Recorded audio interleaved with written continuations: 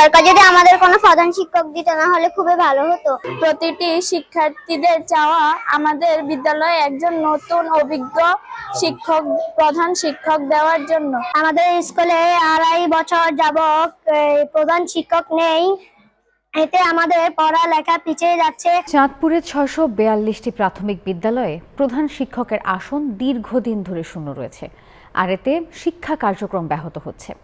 তবে শিক্ষা মন্ত্রণালয়ের নির্দেশে আগামী 3 মাসের মধ্যে প্রধান শিক্ষকের শূন্য পদগুলো পূরণের সম্ভাবনার কথা জানিয়েছেন জেলা প্রাথমিক বিদ্যালয়ের শিক্ষা কর্মকর্তা।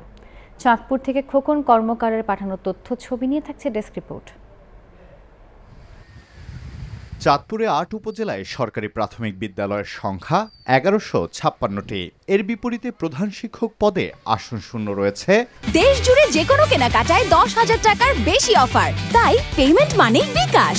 642টি প্রাথমিক বিদ্যালয়ে দীর্ঘদিন যাবৎ শিক্ষক সংকট থাকায় জোড়াতালি দিয়ে স্কুলগুলো চালাচ্ছে কর্তৃপক্ষ।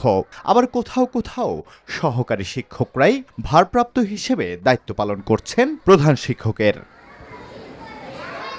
স্কুলগুলোতে প্রধান শিক্ষক না থাকায় ব্যাহত হচ্ছে পাঠদান, ক্ষতিগ্রস্ত হচ্ছে শিক্ষার্থীরা। দ্রুত প্রধান শিক্ষক নিয়োগের দাবি শিক্ষার্থী ও অভিভাবকদের।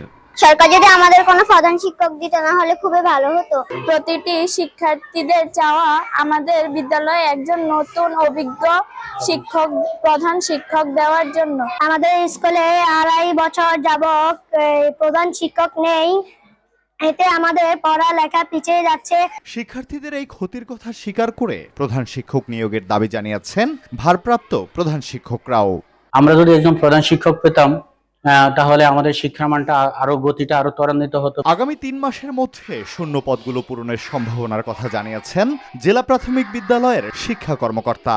আগামী 2 থেকে 3 মাসের মধ্যে আমাদের একটা দৃশ্যমান একটা পরিবর্তন ইনশাআল্লাহ আসবে। জেলা প্রাথমিক বিদ্যালয় শিক্ষা কার্যালয়ের তথ্য অনুযায়ী 11টি বিদ্যালয় নিয়ে মামলা চলার কারণে প্রধান শিক্ষকের বিশাল সংখ্যক পদ শূন্য রয়েছে।